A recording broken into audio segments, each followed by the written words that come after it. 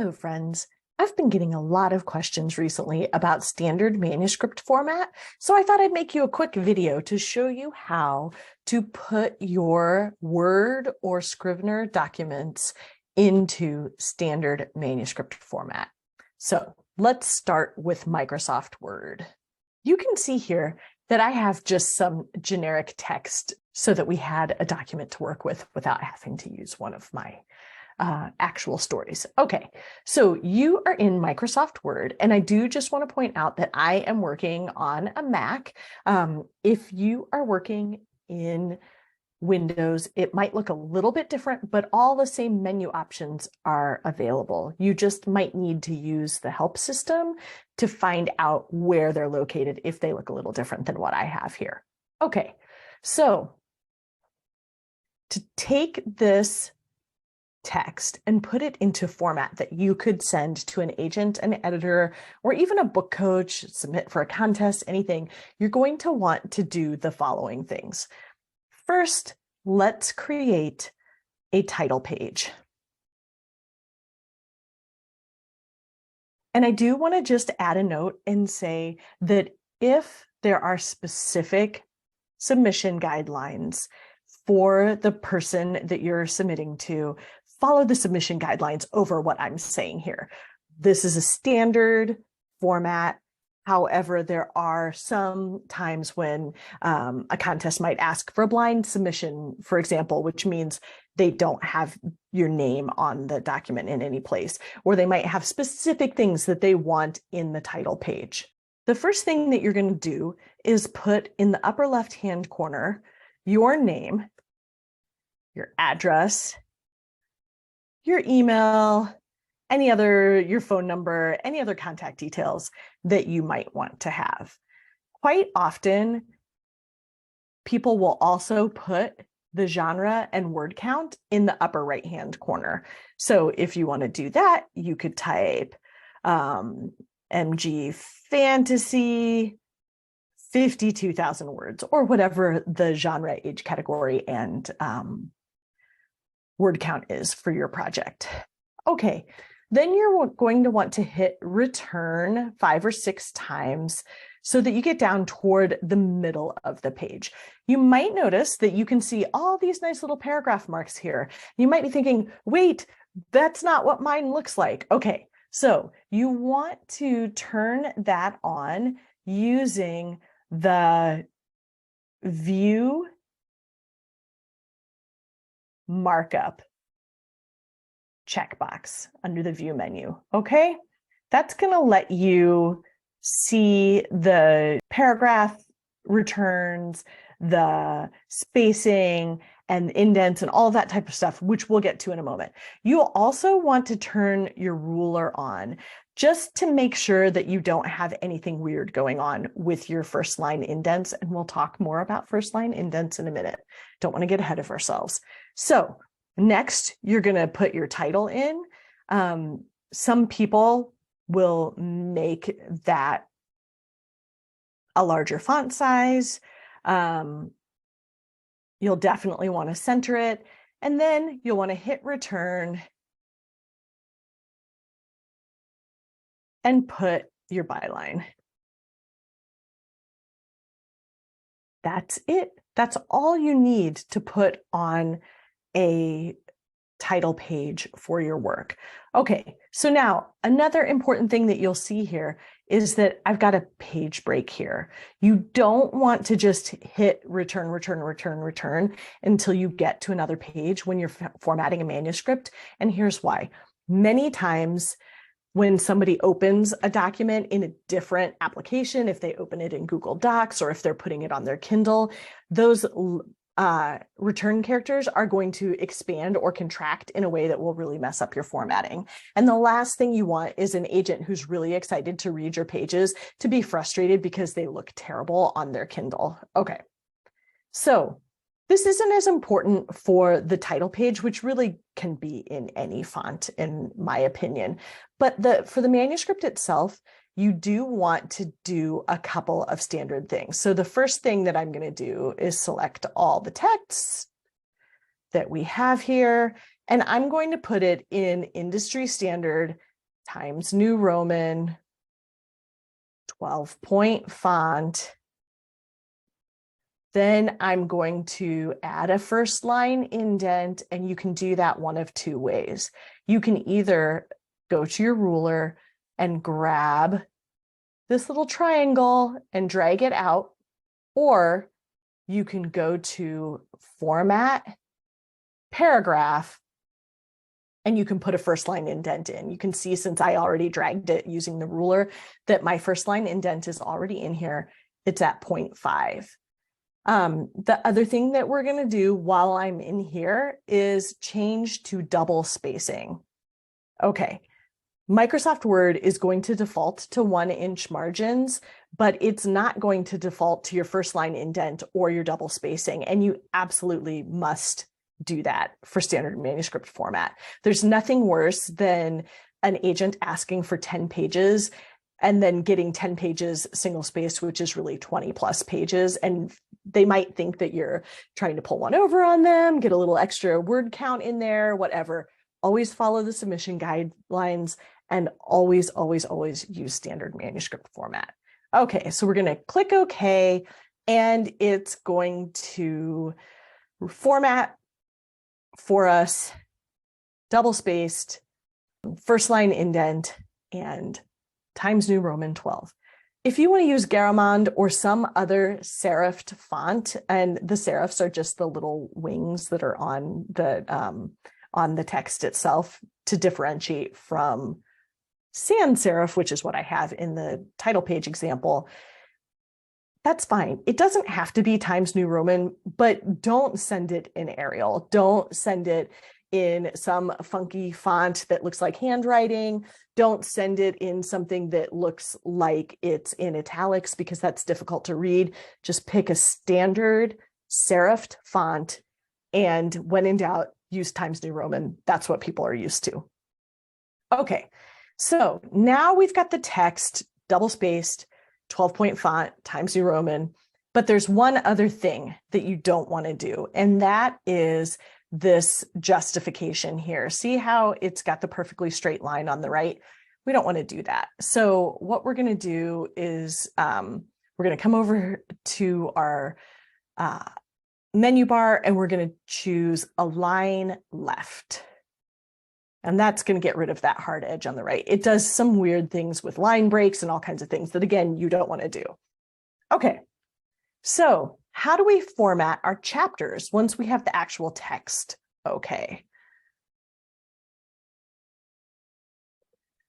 It doesn't really matter whether you have a chapter title or no chapter title, whether you say chapter 1 spelled out, O-N-E, or just do chapter digit numeral 1, right?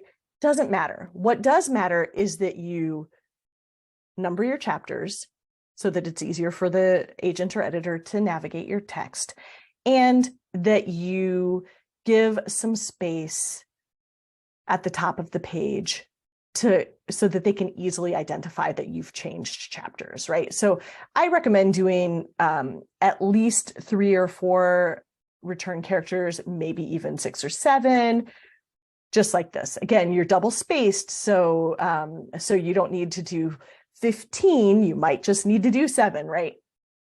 And then again, it doesn't really matter if you want to center the chapter or left align it. This is a place where you probably want to take your first line indent out either way. I like to do it centered. I sometimes like to do it bolded too, especially if I've got a fun chapter title there. That is less important than creating this header space at the top of your chapter and ending your previous page with a page break so that you don't get any funky formatting. Okay, so some people like to have a quote, some song lyrics, or something that is an epigraph at the beginning of their chapters. And if you do that, you might want to center that as well. And you might want to put it in italics just to draw some attention to it and take that extra space out of there. So keep in mind that if you're going to do something like this, you don't want to do a big chunk of Disney quote or song lyrics from a major recent star that's going to cause you to have to get permission to use the song lyrics in your chapter. If you have something that maybe the character wrote or a made-up story or something that's part of the public domain, something that's older that that you're referring to, that would make a good epigraph. I love a good epigraph. Just don't cause yourself any unnecessary problems by picking things that you're going to have to get a lot of permission or perhaps even pay to use in your story. Okay, so when you are starting your first chapter, you'll see if you pick up a published book that they do not do the first line indent for the first line of each chapter. When you're at the stage of just submitting a manuscript to an agent or editor, unless they've specified otherwise, it really doesn't matter whether you do this or not. So if you forget, don't freak out and don't resend your document because, oh my gosh, I forgot to take out the first line indent. Don't panic. It's okay. If you like to take the first line indent out of the first line, you can do it. You don't have to. No agent ever is going to reject you for doing this or not doing this. So now we've taken out the first line indent and we've got our first chapter. So let's imagine that this little blurb here is the end of our first chapter. Again, I'm going to show you if you hit Command Return, that's going to put your page break in. Okay. So this ended up being a little bit strange because of I didn't really pick a very good place to put it, and I put a big blank page in there that you don't want. But the key is that you want to have a page break there. And then again, we're going to remind ourselves that we did 1, 2, 3, 4, 5, 6 return characters. So we've got 1, 2, 3, 4, 5, 6 here. And we're going to start with chapter 2. One thing that you really just want to be sure that you're doing when you're formatting these manuscripts is whatever you do, be consistent from chapter to chapter and page to page. It just gives an overall feeling of polish to the work. So if you're going to have an epigraph, have one in every chapter. And if you're going to have chapter 2 spelled out TWO, then make sure that you didn't use numerals in chapter 1 or chapter 52 or whatever, right? And try to keep the same number of return characters. Again, it's not the type of thing that an agent's going to reject you for getting wrong or for having an extra carriage return here or there. It's just that it gives you a higher sense of polish. Like, this is a professionally done manuscript. Again, I'm going to remember to take out my first line indent. And now I've got chapter 2. One other thing that I want to point out is please, please, please put page numbers on your manuscript. It is so hard to navigate. Sometimes Word jumps around, the cursor, goes where it doesn't belong. And if you don't have a page number, you lose your place in the manuscript, which can be really frustrating. So again, the standard format, and if they give you some guidelines that say something different, follow the guidelines. But the standard format is to put your last name, slash, your title in all caps because it's not a published manuscript yet, right? And then to insert a page number. This doesn't matter, but I like the look of having that right aligned. So that's how I do it in my manuscripts. And then I go to insert, and I am going to insert a page number. Okay. If you have a title page, you probably want to uncheck this box for show number on the first page. But I will say, especially if you've got like lots of parts, or if an agent asks to have a query letter on the first page, which does happen, you can sometimes end up with not having the first page of your manuscript to be page 1. Don't panic. Word is not always perfectly helpful in these types of scenarios. And it's more important to just get a page number on there and have it be off by 1 than to not have it at all, right? So now we've got up in the upper right-hand corner of all of our pages, name, title, and page number. So now we've put our manuscript in standard manuscript format. There's one more trick that I want to show you. Agents are getting, in some cases, literally hundreds of queries every week.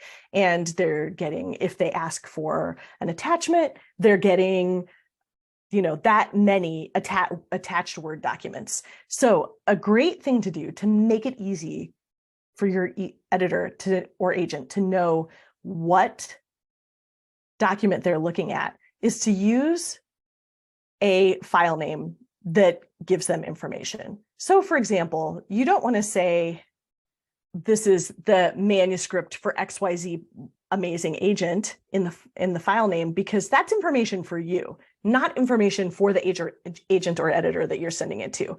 What you want to put in the file name when you're sending to an agent or editor is your last name. So in my case, Arts, the title of your work.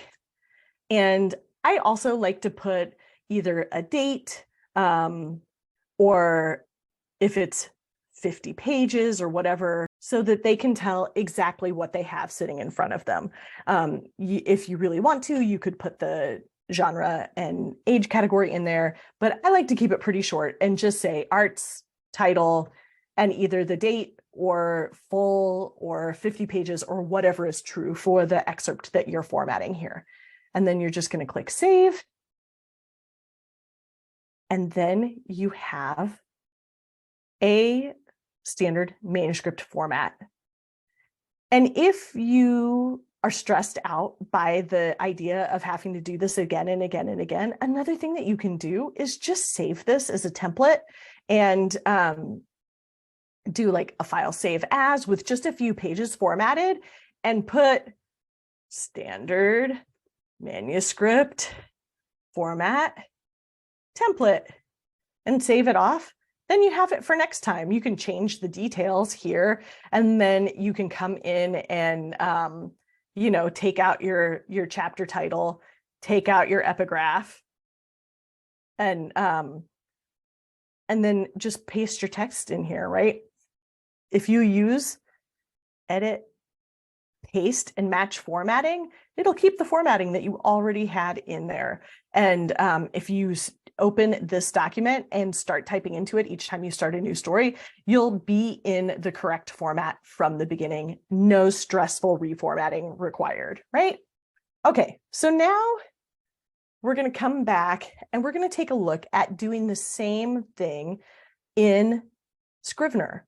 Because I will say that although you can build standard manuscript format into your compile for Scrivener, it's way easier if you've got it built in to your document itself. And then also if you want to grab the first chapter out and send it to your critique partners, for example, without creating a whole new compile, you can do that and you already have something in standard manuscript format. Okay, so we're going to go and we're going to do a new project here.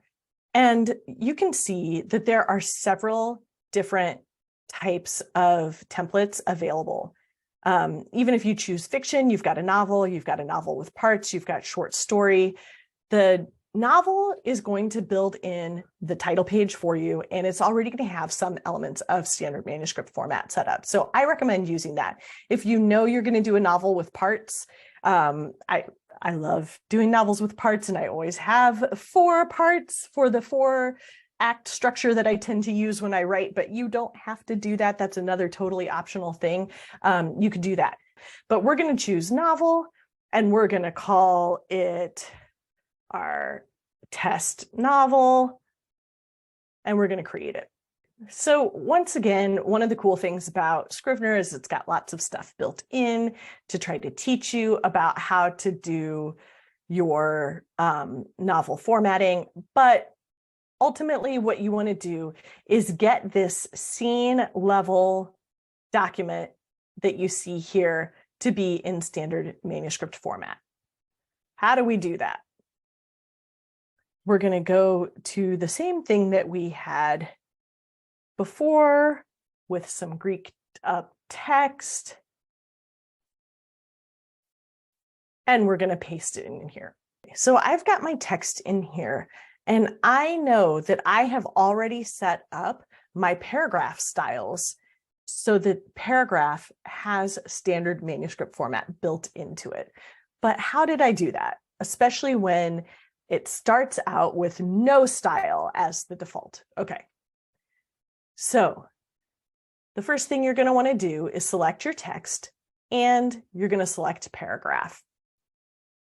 If, for example, it is not the right font, which as you'll see here, it is not, it did a sans serif font Helvetica instead of Times New Roman, you can just take your selection and make it Times New Roman.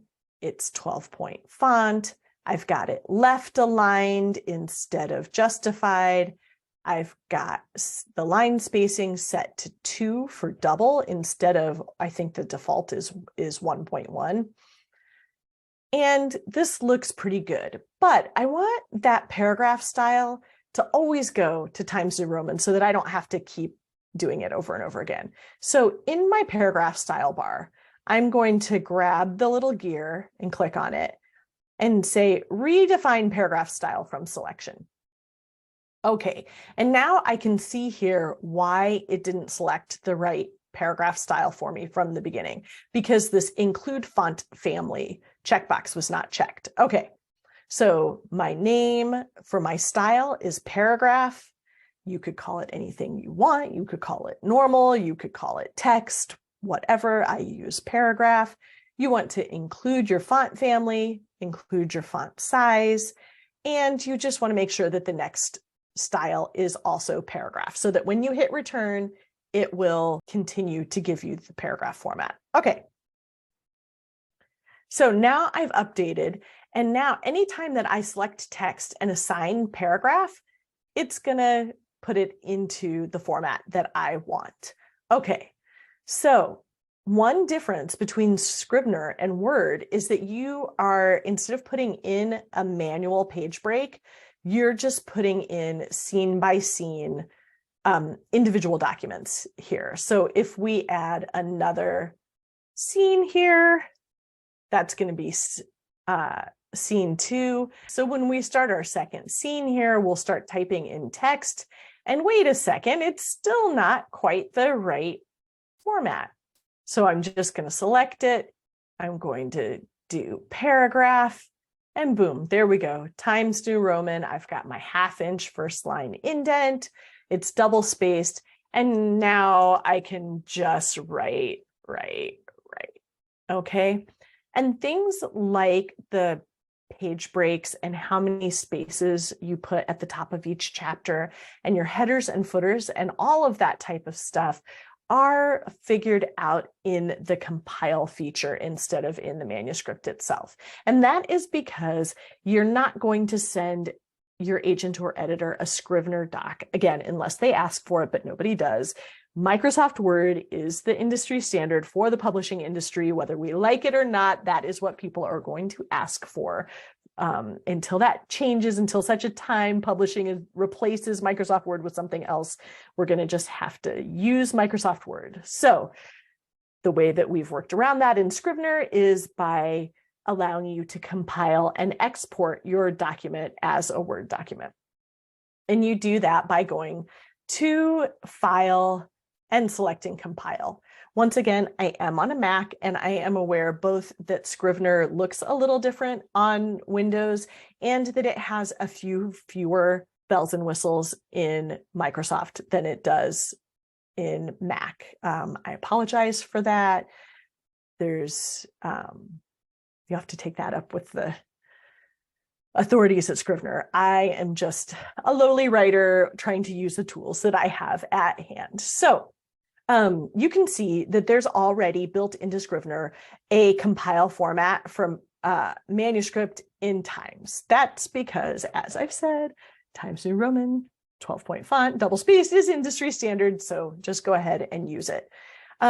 Here in the chapter headings, the section layouts is where you will do some of the formatting that we were talking about. And I'm not going to get really into that a ton today.